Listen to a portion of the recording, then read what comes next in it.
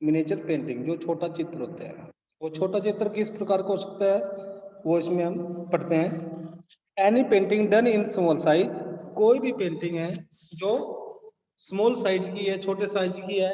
Any medium, किसी भी medium के द्वारा, मीडियम का मतलब यहाँ पर वाटर कलर से हो सकता है, ऑयल पेंटिंग हो सकता है।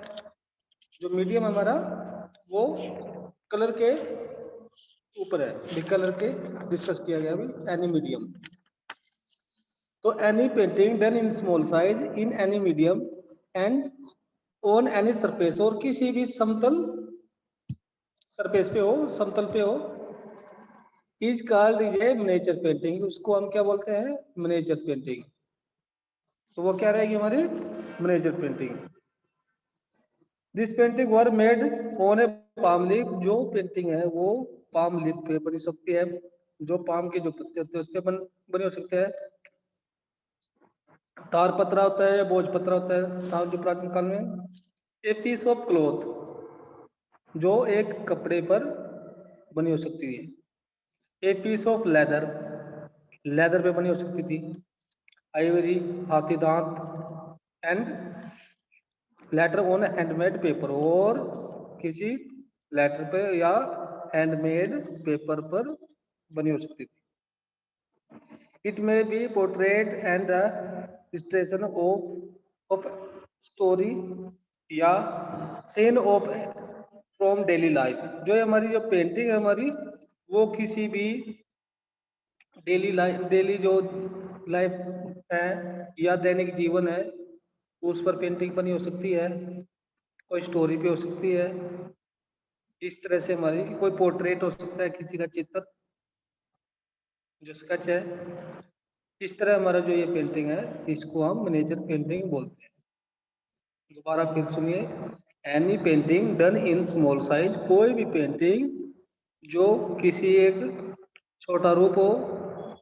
एनी मीडियम, किसी भी मीडियम के द्वारा। एनी सरफेस, किसी भी सरफेस पे बन सकती है। Is called a miniature painting, इसको हम मिनिएचर पेंटिंग कहते हैं। और जो ये पेंटिंग है वो हमारी तारपत्रा पे बन रही। It is a painted on तारपत्रा, भोजपत्रा, तारपत्रा पे बन सकती है, भोजपत्रा, आइवरी, हाथी दांत पे बनी हो सकती है। लेदर, प्राचीन काल में क्या होते थे, जो पेंटिंग थी हमारी वो पत्थर पे, जो वृक्षों के जो पत्ते हैं बड़े बड़े उन पे, और लेदर पे, जो जैसे हम देखते हैं कि प्राचीन काल में शिकार करते थे, उसमें उन पे क्या करते, शिकार करके जो उनकी लेदर होता था उन पे पेंटिंग बनाई जाती, शेर की, जो हिरण की जो लेदर होता था, तो उस पे क्या करते थे, चित्रकार में पेंटिंग बनाते थे प्राचीन काल में। तो हमारा ये नेचर पेंटिंग का जो क्वेश्चन है, ये अगर आ जाए एग्जाम में कि भाई व्हाट इज नेचर पेंटिंग, तो आपने इसको याद भी करना और लिखना है। और उसके बाद फिर इसमें कुछ स्कूल है, जैसे द पाला school, the West Indian school, other isolated style, the Mughal and Deccan school, और राजपूत या पहाड़ी स्कूल। तो ये इसमें स्कूल है। इसके बाद फिर हम बात करते हैं राजस्थानी ऑफ पेंटिंग। ठीक, जो राजस्थानी स्कूल है उसका कैसे विकास हुआ, राजस्थानी स्कूल का मीनिंग क्या, मीनिंग है राजस्थानी स्कूल का, इसके विषय में भी एक क्वेश्चन जरूर आता है, और ये अच्छी तरह याद करना अति आवश्यक है। इसमें भी हम सबसे पहले राजस्थान का जो राजस्थान का एरिया है वो कहाँ तक है और कहाँ तक चालू हुआ था पहले, इसमें आएगा ज्योग्राफिकल सिचुएशन, जो भौगोलिक जो संरचना है इसकी, उसके विषय में बात करते हैं। राजस्थान इज सराउंडेड, जो राजस्थान है फैला हुआ है, बाय पाकिस्तान, पाकिस्तान की तरफ, पंजाब, हरियाणा, उत्तर प्रदेश, मध्य प्रदेश एंड गुजरात। बिल्कुल आसान सी एक बात है, आपको मैप में भी देखते हैं राजस्थान है, और आपको याद भी रहता है कि भाई राजस्थान के बगल में क्या है, हरियाणा भी पड़ता है, पंजाब भी उसके नज़दीक पड़ता है, उत्तर प्रदेश भी लगता है। तो ये कोई रटने की जो बात नहीं है, सिर्फ एक समझने की बात है। और आपने सिर्फ इसमें क्या लिखना है, जो राजस्थान है उसका एरिया किन किन राज्यों से लगता है, चाहे वो देश है चाहे विदेश है, चाहे वो अपना भारत का स्थान हो चाहे वो पाकिस्तान हो।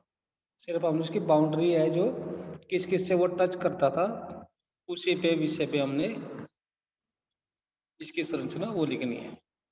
तो Rajasthan is surrounded by Pakistan, Punjab, Haryana, Uttar Pradesh, Madhya Pradesh and Gujarat. फिर आता है Rajasthani means.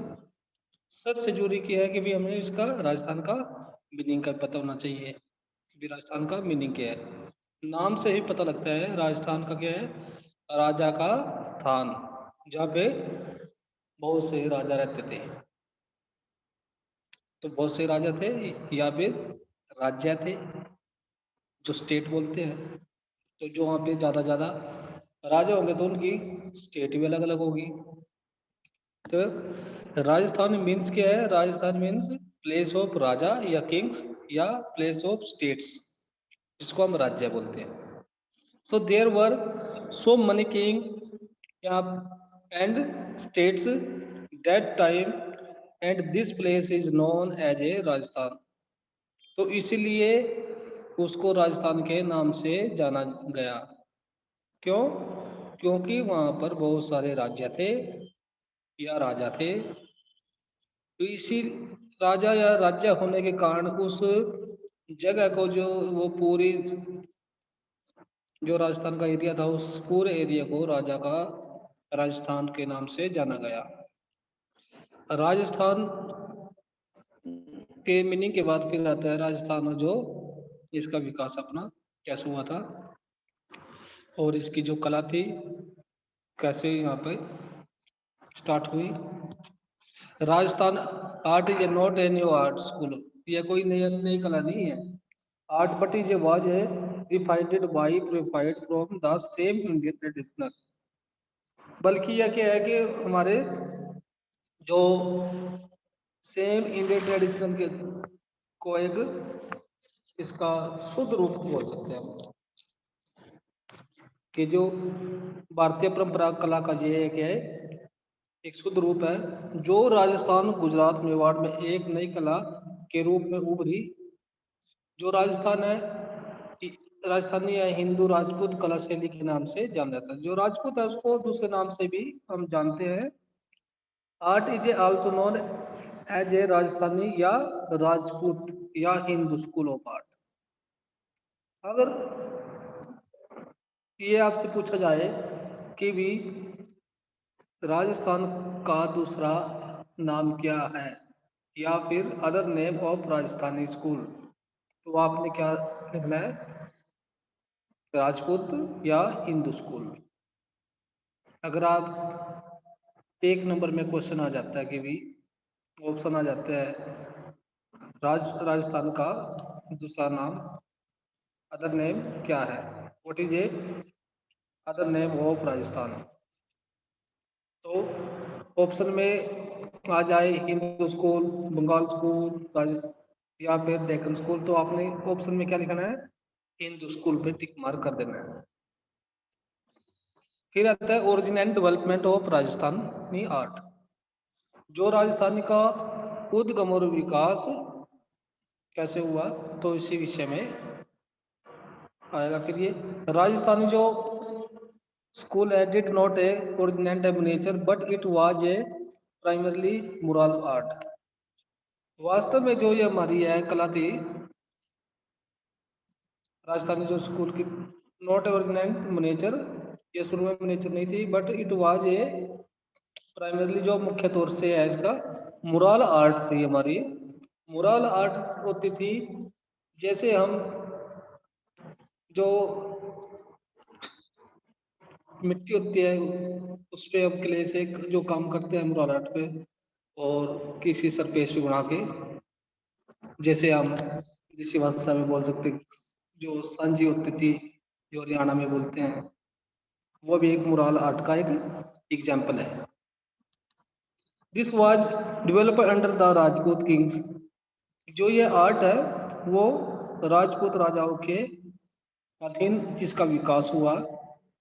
A number of the painting were done in on romance and journal folk art themes. बहुत सारी जो पेंटिंग है वो रोमांस और जनरल फोक आर्ट पर बनी हुई है। और ये राजपूत किंग्स के अधीन जो इसका विकास हुआ राजपूत राजस्थानी आर्ट का, इसलिए इसको हम राजपूत आर्ट भी कहते हैं। The whole Rajasthan was affected by the attack of Mughals, but Mewar did not come under their control till the last. जो पूरा राजस्थान था वो पूरा का पूरा मुगलों के आक्रमण से इफेक्ट था, प्रभावित था। और Mewar did not control under their, last तक जो मेवाड़ था did not come under their control till the last, और अंतिम समय तक या अंतिम समय तक जो मेवाड़ था वह मुगलों के अंडर नहीं हुआ। दिस वाज द रीजन, इसका यही कारण है कि that Rajasthani school flourished first in Mewar the forest from and letter on it. Jaipur, Jodhpur, Amber, Kota, Bundi, Kishangarh, Bikaner school and other place Rajasthan. तो संपूर्ण जो राजस्थान था वह किससे प्रभावित था? वो मुगलों के आक्रमण से था, परंतु जो मेवाड़ था वह अंत तक उनके अधिकार में नहीं आया, किसके? मुगल के। यही कारण था कि जो राजस्थान था वह मेवाड़ में, राजस्थान में जो कला है वो मेवाड़ में सबसे पहले बनी, वो तैयार हुई या इसका विकास हुआ है, जन्म हुआ। जन्म तो बोल नहीं सकते कि इसका विकास हुआ अपने और शुद्ध रूप में विकास। और जैसे जयपुर में, जोधपुर में, अम्बेर, कोटा, बूंदी, किशनगढ़, बीकानेर, सैली तथा राजस्थान के अन्य स्थानों पर है, तो ये सारे के सारे मेवाड़ के नजदीक कैसे राजस्थान के ये सब स्कूल बोल सकते हैं हमको। तो मेवाड़ था जो as a important place of development of Rajasthan schools. जो राजस्थान का महत्वपूर्ण जो स्कूल है वो कौन सा है? Mewar. It is a mixture of the Gujarat and Jain school. तो यह किसका मिक्सचर है? राजस्थानी स्कूल का और जैन स्कूल का। तो painting are very famous, more the painting depict love scene of Radha and Krishna. इसमें एक पेंटिंग राधा और कृष्ण के ऊपर पेंटिंग है जो एक प्रेम के ऊपर बनी हुई है। तो इसमें एक बात आती है, जो मेवाड़ राजस्थान स्कूल की जो हम बात करते हैं, या प्राथमिक भारतीय कला के साथ गुजरात और जैन स्कूल का मिश्रण तो है ही है। और इसमें एक बात है कि जो इसमें पेंटिंग बनी हुई है राधा और कृष्ण की, जो है बहुत ही फेमस पेंटिंग है, जो प्रेम का था पर चित्रित है। और फिर बात आती है इसमें जोधपुर के, इसमें एक जो एक पूरे क्वेश्चन को कंप्लीट करती है। एक राजा हुए हमारे जोधपुर के उदय सिंह, और उदय सिंह के जो लड़के थे अपने, वो जो किशन सिंह थे उनके लड़के। तो जोधपुर के राजा कौन थे? राजा उदय सिंह। और उनका एक पुत्र, 8वें पुत्र थे जिनका नाम था किशन। तो उनका क्या नाम था? किशन सिंह। किशन सिंह को एक जगह, जो एक जागीर बोल सकते हैं हम, एक वो मिली थी। उस जागीर को जो था वो एक झील के किनारे था वो स्थान, और उस जागीर को किशनगढ़ के नाम से जाना गया। यह जो रियासत थी वो जयपुर, जोधपुर, अजमेर से घिरी हुई थी। किशन सिंह का जो एक महल था सुंदर झील के किनारे स्थित था। तो कहाँ पे स्थित था वो?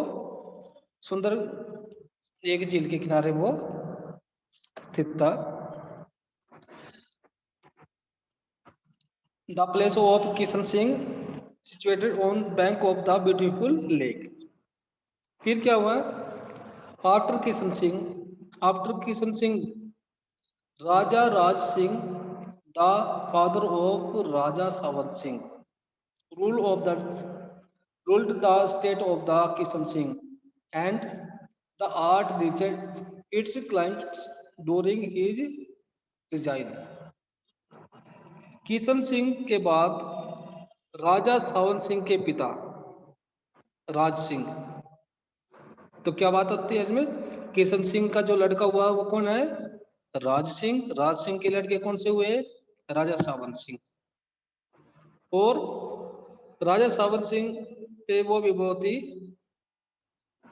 विद्वान थे। वो संस्कृत भाषा के विद्वान थे, पोइट थे, चित्रकार थे। उसके विषय में भी आगे आएगा। वो कला से अपने जो कला थी वो बहुत ही अपने उस शिखर पर पहुंच गई। आज भी जो किशन सिंह की जो किशनगढ़ की जो चित्रकारी बहुत ही प्रसिद्ध है। हम प्रतीक राजस्थानी दिखाना चाहे तो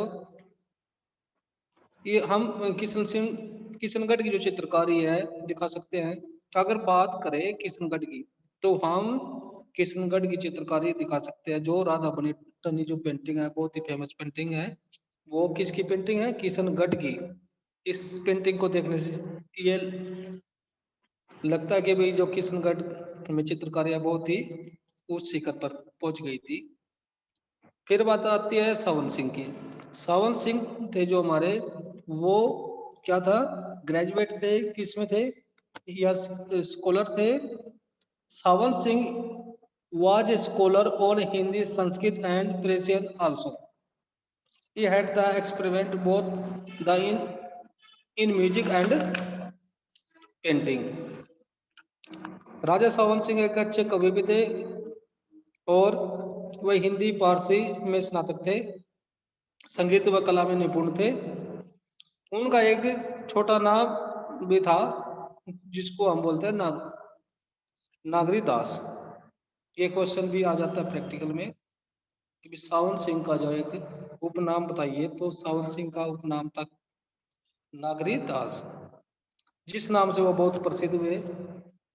और वह वल्लभ मत का अनुयायी होने के कारण श्री कृष्ण के भक्त थे। वह सुंदर वस्तुओं के बहुत ही प्रशंसक थे। बहुत ही जो सुंदर वस्तुएं थी उसको बहुत वो लाइक करता था, उन वस्तुओं को। नेचर जो चीज थी जैसे प्रकृति, नारी, संगीत, कविताएं। और फिर अपनी उसने सौतेली उसकी उनकी माँ थी राजा सावन सिंह की। उनकी एक सौतेली माँ थी। उन सौतेली माँ की एक नौकरानी थी जिनसे वो प्रेम करते थे। नौकरानी का असली नाम किसी को आज तक नहीं पता। एक अच्छी गायिका भी थी, उससे काव्य कला का भी ज्ञान था। इस दोनों दोनों की उनकी शादी हो गई और वे वृंदावन में रहने लगे। सावन सिंह थे वो 1764 में उनका डेथ हो गई उनकी। इसके एक वर्ष बाद जो बनी ठनी थी उनका भी उनकी भी डेथ हो गई। इस काल की सर्वश्रेष्ठ चित्रकारी किशनगढ़ का राधा बनी ठनी श्रेष्ठ प्रसिद्ध प्राप्त हुई। जो मतलब राधा बनी ठनी थी उसकी जो चित्रकारी थी वो सर्वश्रेष्ठ बन गई। इस तरह राजस्थान का जो अपना ये पूरा ओरिजिनल डेवलपमेंट था, ये क्वेश्चन हमारा पूरा होता है। इसमें राजस्थान का संपूर्ण राजस्थान में लोक कला के प्रभाव से ये फैली हुई है। और राजस्थान में विभिन्न स्थानों पर थोड़ी थोड़ी सी विभिन्नता, जैसे मेवाड़ कला, किशनगढ़ शैली, बूंदी शैली, जयपुर कला शैली, जोधपुर कला शैली, अजमेर शैली, बीकानेर कला शैली, पहाड़ी कला शैली आदि का इसमें मिश्रण है। और आपने इसको बहुत अच्छी तरह लर्न करना है और लिख के देखना है। Thank you. Have a nice day. Dinesh ji, Dinesh sir.